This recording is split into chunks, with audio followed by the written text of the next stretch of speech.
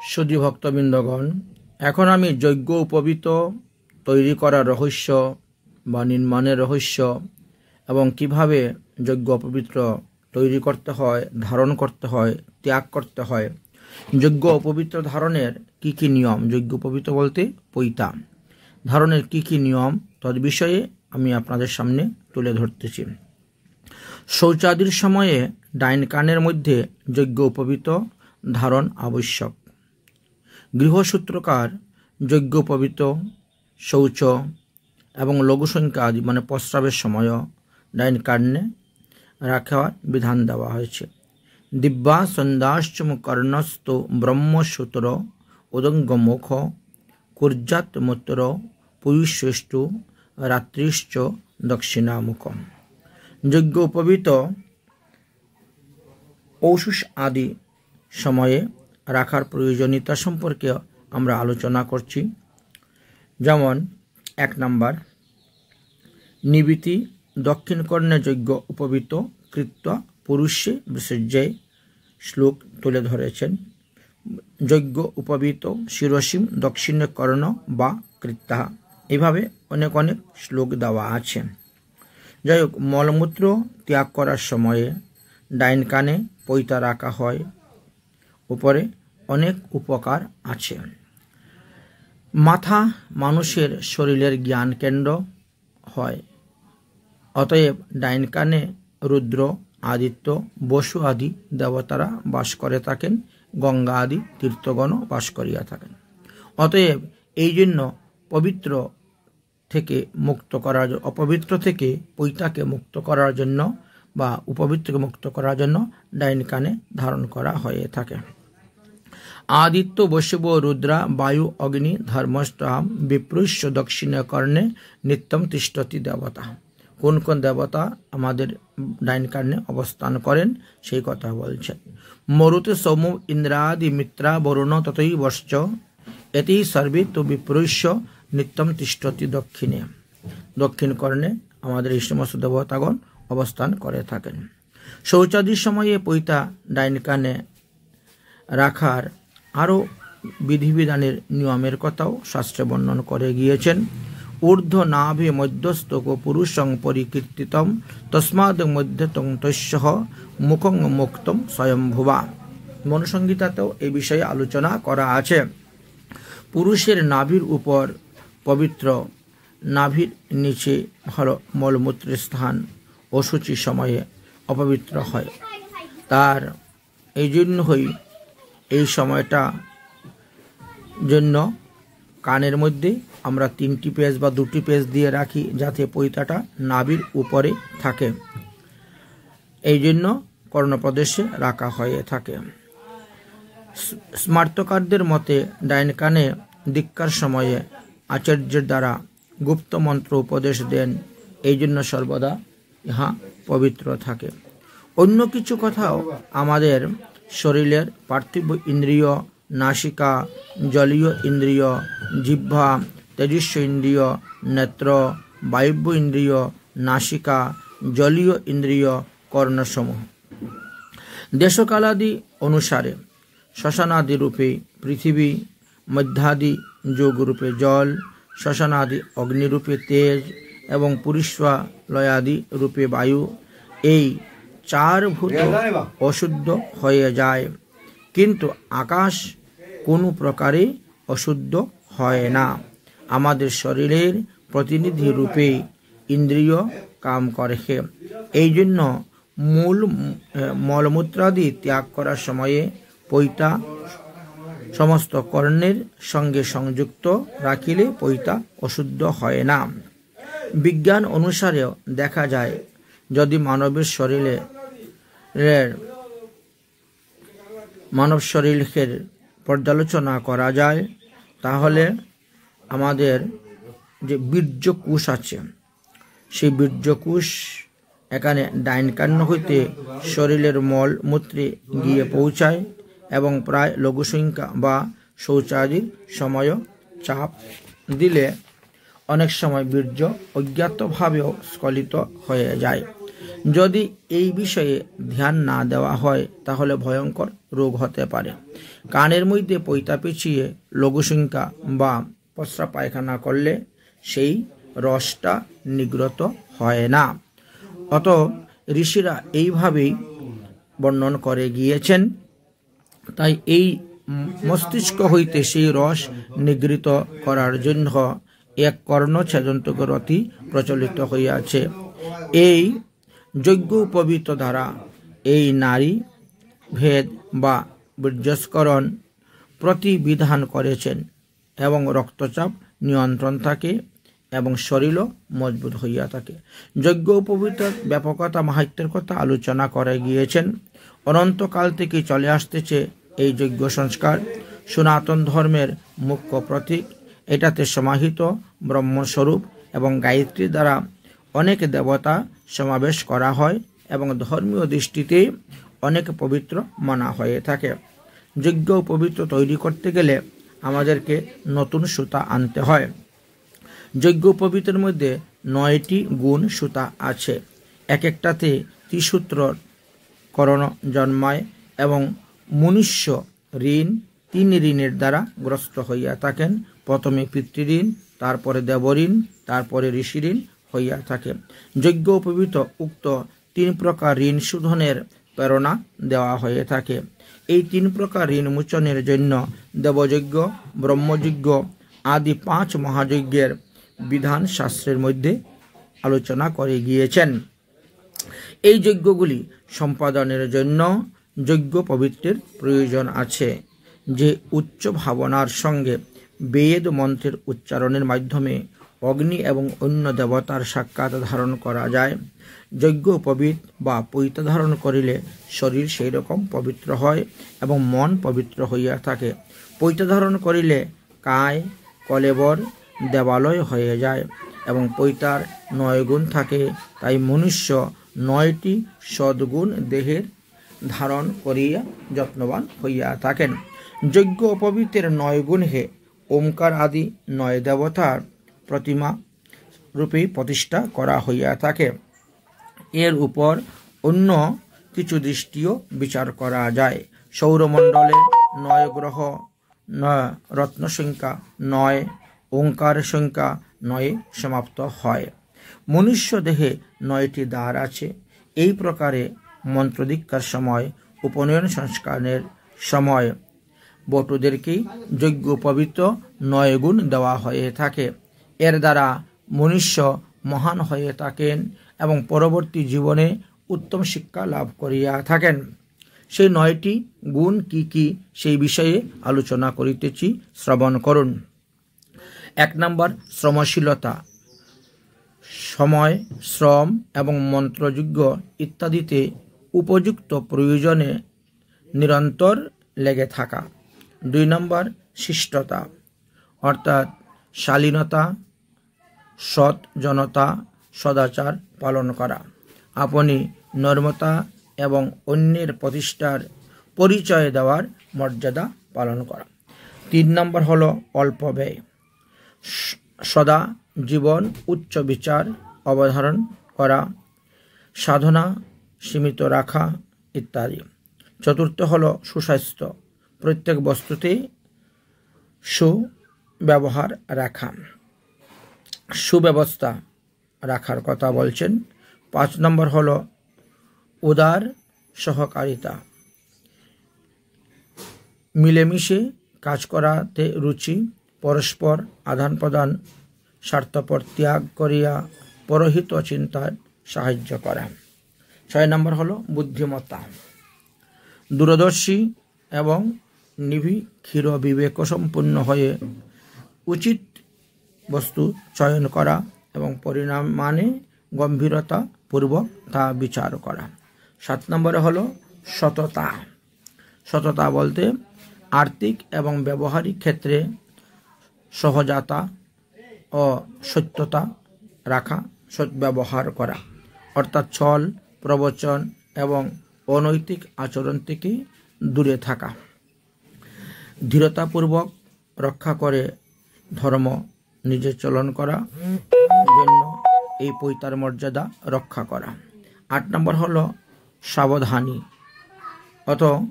বহুত সাবধান অর্থাৎ সচেতন থাকা, যাতে কোনো প্রকার অনাচার আপনার দ্বারা না হয়, কোনো অনাচার দেহের মধ্যে প্রবেশ না করে। 9 নম্বর হলো সূর্য এবং সাহস, সূর্য এবং পরাক্রম এবং অবধারণ। অনিত সামনে মাথা নিচু, অনীতির সামনে মাথা নিচু করবেন না, সংকট দেখে বেকুলতা হবেন না, নিজে কর্মদক্ষতা পূর্বক পালন করা, লোভ মোহ অহংকার কুসঙ্গ দুর্ব্যবহার আদি দুষ্কৃতি সংঘর্ষণ করা, সেই সাহস উৎপন্ন করা এবং আত্ম উদ্ধারকে নিয়ে প্রযত্নশালিতা হওয়া। তাই যোগ্য উপবীতের এই 9টি গুণের, এই 9টি মহিমার কথা বলছি, এই যে 9টি গুণের কথা। যোগ্য উপবীত ধারণের কিছু বিশেষ বিশেষ নিয়মের কথা বর্ণন করে গিয়েছেন। যেমন ধরেন, হরিভক্তি বিলাসের 3য় বিলাসের 88 নং শ্লোকে তেও আলোচনা করে গিয়েছেন। করুণ উপবীতম দগ্ধন্ত দিবসে সন্ধ্যায় অপি বিমূত্রে বিসৃজ্য মৌনং নিশায়াম দক্ষিণামুখ, অর্থাৎ কর্ণে যোগ্য উপবীত স্থাপন পূর্বক দিনের বেলায় এবং সন্ধ্যাকালে উত্তর দিকে মুখ করিয়া বসে এবং রাত্রিকালে দক্ষিণ দিকে মুখ করিয়া বসে মৌনভাবে মলমূত্র ত্যাগ করার কথা আলোচনা করে গিয়েছেন। উপনয়ন সংস্কার যাদের হয়েছে, যারা পৈতা ধারণ করিয়াছেন, তাদের জন্য কিছু বিশেষ নিয়মের কথা এখানে বলেছেন। যোগ্য উপবীত ধারণ যারা করেছেন তাদের সেইগুলো জানা রাখা প্রয়োজন, যে প্রতি 4 মাস পর পর নতুন পৈতা মানে যোগ্য উপবীত ধারণ করিতে হইবে। জননাশৌচ অর্থাৎ যদি আপনার বংশে কেউ জন্মগ্রহণ করে, মরণাশৌচ যদি আপনার বংশে কেউ মারা যায়, তাহলে শুদ্ধের দিবসে বা শ্রাদ্ধের দিবসে পুরাণ পৈতা পরিত্যাগ করিয়া পুনরায় আবার নতুন পৈতা ধারণ করিতে হইবে। তারপরে বললেন, চন্দ্রগ্রহণ এবং সূর্যগ্রহণ যখন হয়, সূর্যগ্রহণ চন্দ্রগ্রহণ গ্রহণ সমাপ্ত হওয়ার সঙ্গে সঙ্গে সেই পৈতা ত্যাগ করে দিতে হবে এবং পুনরায় আবার নতুন পৈতা ধারণ করিতে হইবে। 4র্থ নিয়ম হলো, বাম হাতের কুনির নিচে যদি যোগ্য উপবীত চলে যায়, অর্থাৎ কোমরের নিচে চলে যায়, তাহলে সেই পৈতাকে অপবিত্র মানা হয় এবং সেটাকে পরিত্যাগ করে পুনরায় আবার নতুন যোগ্য উপবীত ধারণ করিতে হয়। 5 নম্বর হলো, পৈতা কখনো কোমরের মধ্যে বাঁধতে নাই বা কোমরের নিচে দিয়ে পরিত্যাগ করতে নাই। এই জন্য সাবধান থাকতে হবে। কোমরের মধ্যে উপবীত যদি বাঁধা হয় তাহলে সেটা পরিত্যাগ করে দিতে হয়, তারপর পুনরায় আবার নতুন যোগ্য উপবীত ধারণ করিতে হয়।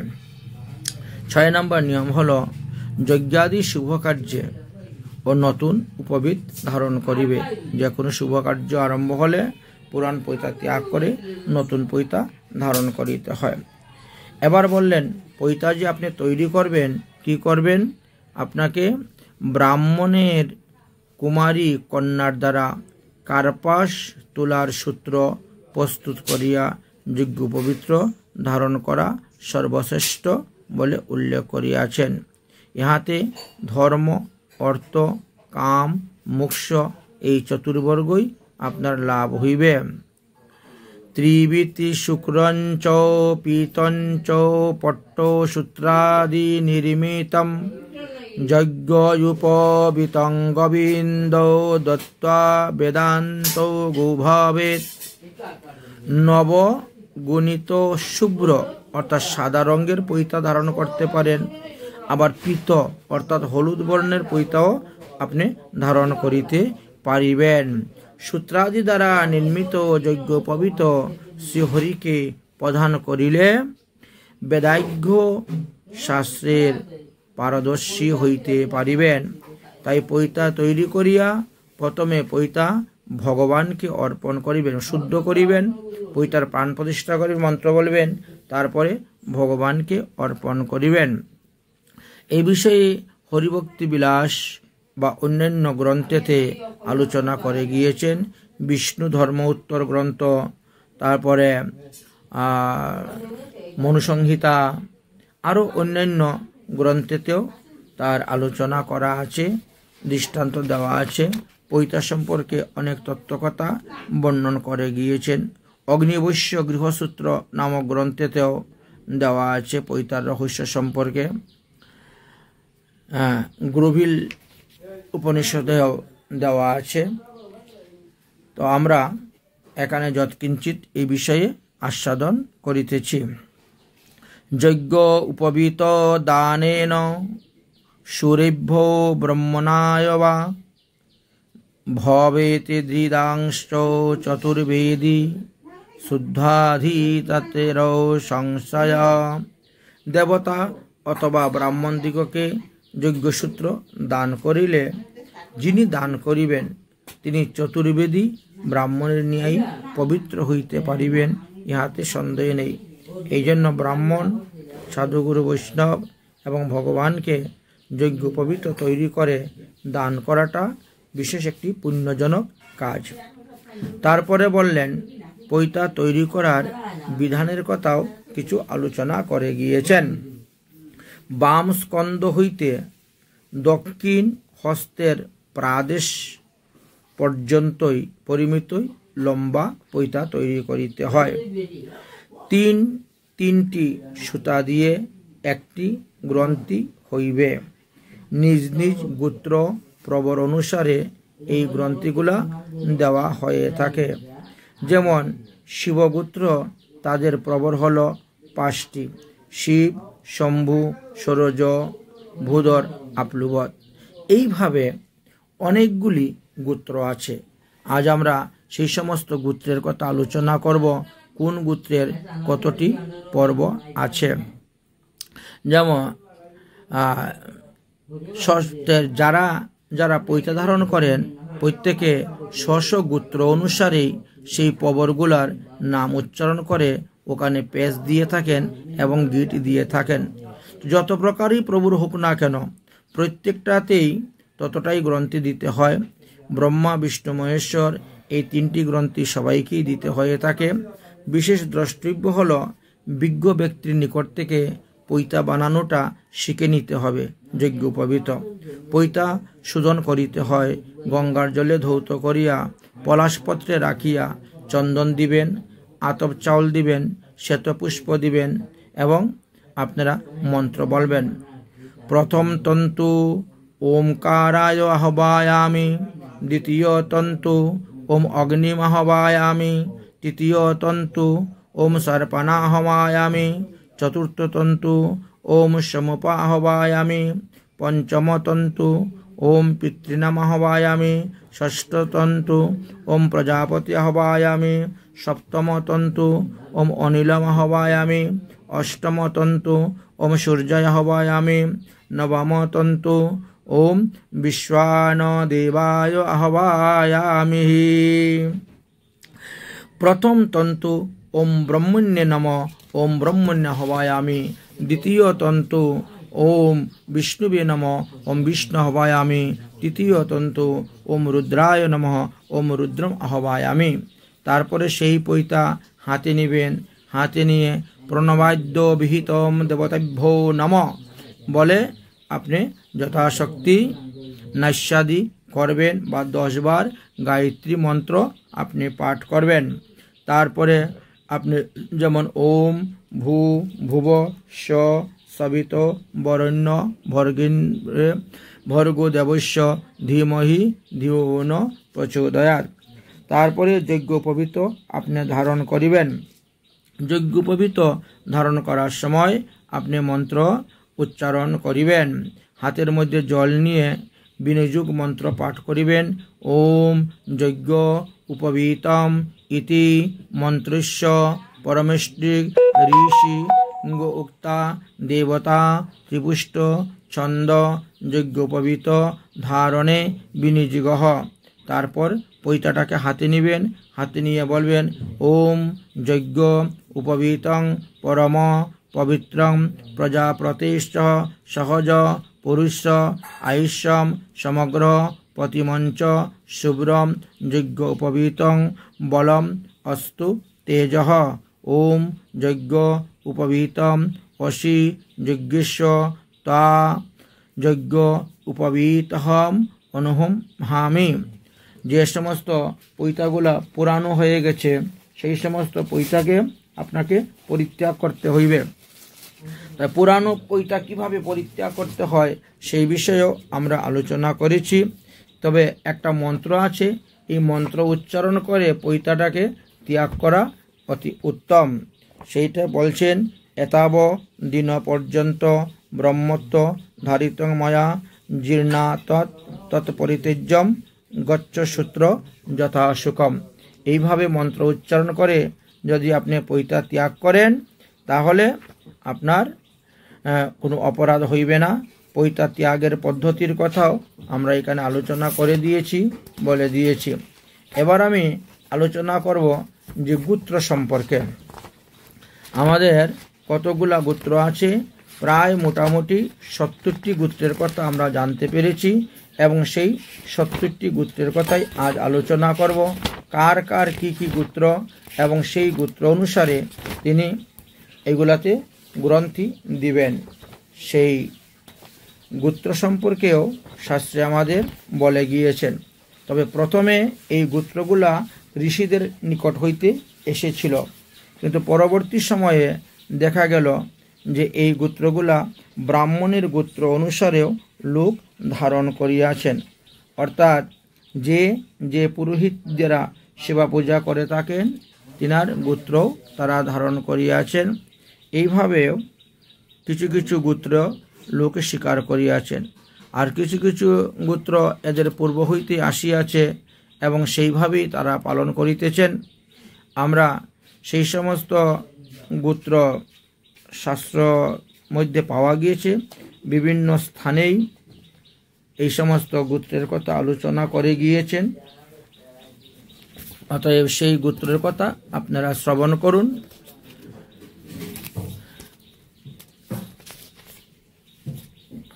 এক নম্বরে হলো অগস্ত্য গোত্র। অগস্ত্য গোত্রের মধ্যে 3টা পবর আছে, অগস্ত্য, দদিচি, জৈমিনী, অথবা কেউ 6টাও দিয়ে থাকেন, তার সঙ্গে আরও 3টা দিয়ে দেন বা তার নামও পরিবর্তন করে থাকেন। কেউ অগস্ত্য, দদিচি, জৈমিনী নামে 3 পবর দেন, অথবা কেউ অগস্ত্য, বেরুচ্যুত, ইম্ববাহু বলে দিয়ে থাকেন পবর। দ্বিতীয় হলো অগ্নিবৈশ্য গোত্র। অগ্নিবৈশ্য গোত্রতে অঙ্গিরস, বাহস্পত্য আর ভরদ্বাজ এই 3টি পবর আছে। অত্রি গোত্র তৃতীয়। অত্রি গোত্রের মধ্যে আছে অত্রি, আত্রেয়, শতা, তপ অথবা আত্রেয়, আর্চনাস্য, সভ্যস্য। তো 3টি এদের পেশ হয়ে থাকে, 3টি প্রবর 3টি গোত্র অনুসারে। 4 নম্বর হলো অনাবৃক্ষাক্ষ গোত্র। এই গোত্রতে 3টি পবর আছে, গার্গ, গৌতম, বৈশিষ্ট্য। 5 নম্বরে হলো আব্য গোত্র। আব্য গোত্রের মধ্যেও 3টি পবর আছে, আব্য, বলি, সারস্বত্য। তারপরে হলো অঙ্গিরস গোত্র। অঙ্গিরস গোত্রের মধ্যে 3টি পবর আছে, আঙ্গিরস, বৈশিষ্ট্য, বাহুস্পত্য। তারপর আত্রেয় গোত্র আছে। আত্রেয় গোত্রের মধ্যে 3টি পবর আছে, আত্রেয়, শতাতপ, সাংখ্য। তারপরে আলব্যান গোত্র আছে, তার মধ্যে আলব্যান, শৈল্যকায়ন এবং শাকটায় নামে 3টি প্রবর আছে। তারপরে পরাশুর গোত্র আসলো 9 নম্বরে। পরাশুর গোত্র, পরাশুর, শক্তি, বৈশিষ্ট্য, পার, ঐশ্বর্য, এই 4টি পবর আছে। তারপরে কাত্যায়ন গোত্র। কাত্যায়ন গোত্রে 3টি পবর আছে, অত্রি, ভৃগু, বৈশিষ্ট্য। তারপরে আসলো কাশ্যপ গোত্র। কাশ্যপ গোত্রের মধ্যে 3টি পবর আছে, কাশ্যপ, আপসার, নৈধ্রুব অথবা কৈশ্যপ, আবাসত্তা, আশিত। 12 নম্বরে আসলো কৌশিক গোত্র। কৌশিক গোত্রের মধ্যে বিশ্বামিত্র, দেবরাজ, ঔদস অথবা কৌশিক, কৌশিক, বিশ্বামিত্র, এইভাবে 3টি পর্বতের কথা জানা যায়। 13 নম্বরে আসলো কৌশিন্য বা কৌশিল্য গোত্র। কৌশিল্য গোত্রতে কৌশিন্য, স্তম্ভিক, কৌস্তুভ নামে 3টি প্রবর আছে। তারপরে কৃষ্ণাত্রয় গোত্র একটা আছে। সেই কৃষ্ণাত্রেয় গোত্রের মধ্যে কৃষ্ণাত্রেয়, আত্রেয়, আবাস, এই 3টি প্রবর আছে। এবার গার্গ। গার্গ মানে গর্গ গোত্র। গর্গ গোত্রতেও 3টি প্রবর আছে। গর্গ, স্তম্ভ, আর মান্ডব্য, এই 3টি, অথবা গার্গ, আঙ্গিরস, বৃহস্পত্য ও ভরদ্বাজ, এই 4টি। তাই গার্গ গোত্রীয়রা যারা কখনো 3 পেশ কেউ দিয়ে থাকেন, কেউ বা 4 পেশে 4 প্রবর ব্যবহার করে থাকেন। তারপরে গৌতম গোত্র। গৌতম গোত্রতে গৌতম, বৈশিষ্ট্য, বৃহস্পত্য, এই 3টি প্রবর আছে। তারপর 17 নম্বরে আসলো বৈরাশ্র পদ্য গোত্র। এতে 1টি মাত্র প্রবর, সংস্কৃতি। তারপরে বৃদ্ধি গোত্র। কুরুবৃদ্ধ, অঙ্গিরস, বৃহস্পত্য, এই 3টি প্রবর আছে। বৃহস্পতি গোত্রে বৃহস্পতি, কপিল, পাবন, 3টি গোত্র আছে। ভরদ্বাজ গোত্রে 3টি প্রবর আছে। ভরদ্বাজ, অঙ্গিরস, বৃহস্পত্য। মঞ্জুষী গোত্রের মধ্যে 3টি প্রবর আছে। অঙ্গিরস, বৃহস্পত্য, নৈধৃত। মুদগল্য গোত্রের মধ্যে 5টি প্রবর আছে। উর্বা, চাবন্য, ভাগর্ব, যমদগ্না, আপলুবৎ। তারপরে আসলো রথিতর গোত্র। রথিতর গোত্রের মধ্যে 3টি প্রবর আছে। রথিতর, আঙ্গিরস, বাহ্যস্পত।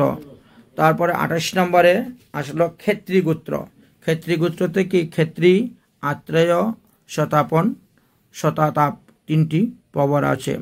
তারপরে আসলো উপমূন্য গোত্র। 3টি প্রবর আছে। উপমূন্য গোত্র, আঙ্গিরস, ভরদ্বাজ। তারপরে জাতুকর্ণ গোত্র। জাতুকর্ণ গোত্রের মধ্যে 3টি প্রবর আছে। জাতুকর্ণ, অঙ্গিরস, ভরদ্বাজ। তারপরে শাকিন গোত্র। শাকিন গোত্রেতে 3টি প্রবর আছে। শাকিন, পরাশুর, বৈশিষ্ট্য। তারপরে কাঞ্চন কষ্ট, 3টি প্রবর আছে। কাঞ্চন, অশ্বত, দেবল। তারপর দিবাকর গোত্র আছে। দিবাকর গোত্রে দিবাকর, পূর্ব, যমদগ্নি। 29 হয়ে গেল। 30 নম্বরে অপাবৃক গোত্র। গার্গ, গৌতম, বৈশিষ্ট্য, 3টি পর্ব আছে। কুণ্ড গোত্রতে কুণ্ড, আঙ্গিরস, কৃতব্য, 3টি। 32 হলো শক্ত গোত্র। শক্ত, বৈশিষ্ট্য, পরাশুর। তারপরে 33 হলো ভাগর্ব গোত্র। ভাগর্ব গোত্রে ভাগর্ব, চাবন্য, আপলুবৎ, পূর্ব এবং যমদগ্নি, এই 5টি প্রবর আছে। তারপরে সংস্কৃতি গোত্র। সংস্কৃতি গোত্রে অভ্যাহর, মৈত্রী, সংস্কৃতি, এই 3টি প্রবর আছে। তারপরে কৃষ্ণাজিত গোত্র। কৃষ্ণাজিত গোত্রে 2টি প্রবর, কৃষ্ণাজিত এবং পুলস্ত। বৈশ্যপায়ন গোত্রতে 3টি প্রবর আছে। বৈশ্যপায়ন, আত্রেয়, বৈশিষ্ট্য। মৈত্রী বরুণ গোত্রেতে মৈত্রী, বরুণ, আত্রেয়, বৈশিষ্ট্য, 3টি প্রবর আছে। পৌলস্ত্য গোত্রেতে পৌলস্ত্য, মহেন্দ্র, পৌরুষ্য, 3টি গোত্র আছে। শিবগোত্র। শিবগোত্রের মধ্যে 5টি আছে। শিব, শম্ভু, সরজু, ভূধর, আপলুবৎ। এই তো আমরা 39টি গোত্রের কথা আস্বাদন করলাম। এবার আমরা আসছি 40 নম্বর গোত্রে, হলো কাঞ্চন। কাঞ্চন গোত্রের মধ্যে অশ্বত্থ, দেবল, দেবরাজ, আচ্ছা। তারপরে কর্ণগোত্রতে 3টি প্রবর আছে। কর্ণ, অশ্বত্থ, দেবল। কার্নিস্য, অঙ্গিরস্য, 5টি গোত্র আছে। কার্নিস্য গোত্রের মধ্যে 5টি প্রবর। কার্ণয়ন, আঙ্গিরস, বায়ুস্পত্য, ভরদ্বাজ, জামমিঢ। ঘৃত কৌশিক গোত্রের মধ্যে 60টি প্রবর আছে। কৌশিক, কৌশিক, ঘৃত কৌশিক, কৌশিক, কৌশিক, বন্ধল্য, অথবা এখানে তিনটি প্রবরের কথা বলেছেন, দুই ভাগে ভাগ করেছেন, অথবা এরা কেউ এই তিন নাম কেউ ওই তিন নাম ব্যবহার করে থাকেন। মতান্তরে জামদগ্নি গোত্রের মধ্যে আছে কোথায় তিনটা, কোথায় চারটা দেওয়া আছে। জামদগ্ন উর্ব বৈশিষ্ট্য অথবা ভাগর্ব চাব্ন আপলুবত উর্ব জামদগ্না দেওয়া আছে, এই পাঁচটা দেওয়া আছে। জৈমিনী গোত্র আছে, জৈমিনী গোত্রে তিনটি প্রবর আছে, জৈমিনী, উতত্ত, সংস্কৃতি। তারপরে গৌতম গোত্র আছে, গৌতম গোত্রের মধ্যে গৌতম, অপসার, অঙ্গিরস, অভ্যস্প্রাত, নৈরিত অথবা গৌতম, এই কটি প্রবরের কথা বলে। বৈশিষ্ট্য গোত্রের মধ্যে বৈশিষ্ট্য, পরাশুর, অপসায়, নৈবৃত্তি, বৈশিষ্ট্য, অঙ্গিরস, বাজ্যস্পৃত অথবা বৈশিষ্ট্য, অত্রি, সংস্কৃতি অথবা বৈশিষ্ট্য। এইভাবে 1 2 3 4 5 6 ছয়টি প্রবরের কথা বললেন বৈশিষ্ট্য গোত্রের মধ্যে। তারপরে হলো বাৎসল্য গোত্র। এই বাৎসল্য গোত্র বৎস, বাৎসল্য, সার্বর্ণ এই তিনটি গোত্রের একই প্রবর দেওয়া হয়েছে, 5টা প্রবর, উর্ব, চাবন্য, বাগর্ব, জামদগ্ন, আপলুবত। বাসুকী গোত্র একটি আছে, বাসুকী গোত্রের 3টি পর্ব, অভ্যুক্ষ, অনন্ত, বাসুকী। বিষ্ণু গোত্র আছে, বিষ্ণু গোত্র মানে অচ্যুত গোত্র, 3টি প্রবর আছে, বিষ্ণু, বৃদ্ধি এবং কৌরব। বিশ্বামিত্র গোত্র আছে, বিশ্বামিত্র গোত্রের 3টি প্রবর, বিশ্বামিত্র, মরীচি, কৌশিকী। শক্তি গোত্র আছে, শক্তি গোত্রের মধ্যেও 3টি প্রবর আছে, শক্তি, পরাশুর, বৈশিষ্ট্য।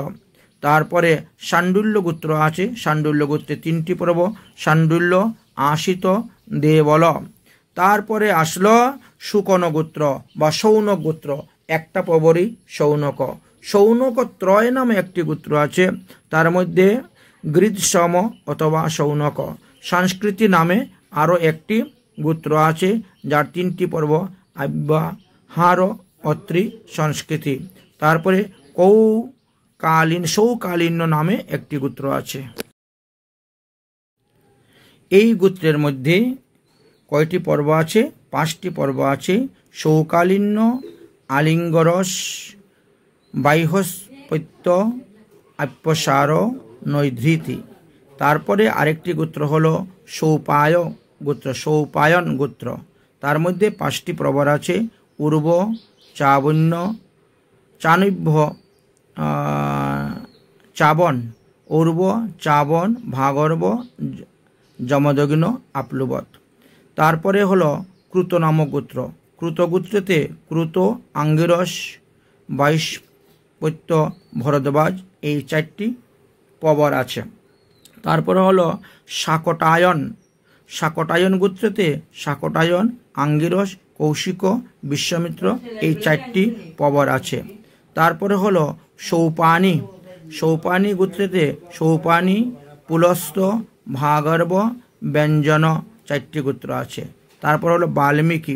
বাল্মীকির মধ্যে একটি গোত্র প্রবর আছে, বাল্মীকি। তারপরে হলো সাংকায়ন গোত্র। সাংকায়ন গোত্রতে সাংকায়ন, বৈশিষ্ট্য, ভরদ্বাজ, অঙ্গিরস এই 4টি প্রবর আছে। পাটিন্য নামে একটি গোত্র আছে, তার মধ্যে একটাই প্রবর, পাটিন্য। বৃহস্পতি নামে একটি গোত্র আছে, বৃহস্পতি গোত্রতে 3টি প্রবর আছে, বৃহস্পতি, কপিল, পার্বণা। তারপরে সংস্কৃতি নামে একটি গোত্র আছে, সংস্কৃতি গোত্র 3টি প্রবর আছে, আব্যাহর, মৈত্রী, সংস্কৃতি। অতঃপর পুনর্বাসুকী নামক একটি গোত্র আছে, তার মধ্যে 5টি প্রবর আছে, বাসুকী, অপসার, নৈধ্রুব, অঙ্গিরস, বাহস্পত্য। তারপরে ডম্বুর, উডুম্বর নামক একটি গোত্রের নাম পাওয়া যায়। উডুম্বর নামক গোত্রেতে 3টি পর্ব আছে, উডুম্বর, আশিত, দেবল। অতঃপর প্রবরা নামে একটি গোত্র পাওয়া গিয়েছে। প্রবরাতে শিব, শম্ভু বলা হয়েছে নাথদের। তারপরে আরেকটি গোত্র হলো চন্দ্রমাসী গোত্র। এই চন্দ্রমাসী গোত্রেরও 5টি প্রবর আছে। তো চন্দ্রমাসী গোত্রের 5টি প্রবর কি কি বললেন? যে চন্দ্রমাসী, মৌশিকীয়, ধৃত, কৌশিক, বিশ্বামিত্র, দেবরাজ। এই তো আমি আপনাদের কাছে 70টি গোত্রের কথা আলোচনা করলাম। অতএব যে গোত্র থেকে উপনয়ন সংস্কার গ্রহণ করেন বা দ্বিজত্ব প্রাপ্ত হন, তিনি সেই গোত্রের যে কয়টি পবর আছে সেই কয়টি পবর অনুসারেই তিনি ওই পৈতার মধ্যে পেঁচ দিবেন, পৈতার মধ্যে গিট দিবেন, পৈতা ব্যবহার করবেন, শোধন করবেন